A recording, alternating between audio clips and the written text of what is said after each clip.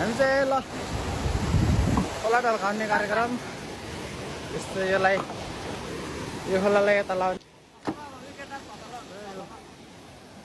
harem बिस्तारै बिस्तारै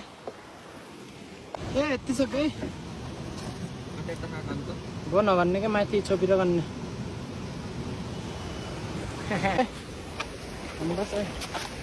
उद्घाटन भइसकेको छ यति भूमा छ भएको ऊ बिर्खे पर बाप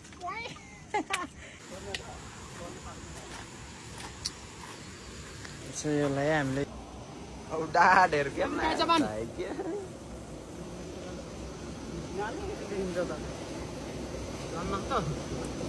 यहाँ चाहिँ हाम्रो चाहिँ कार्यक्रम भइरहेको छ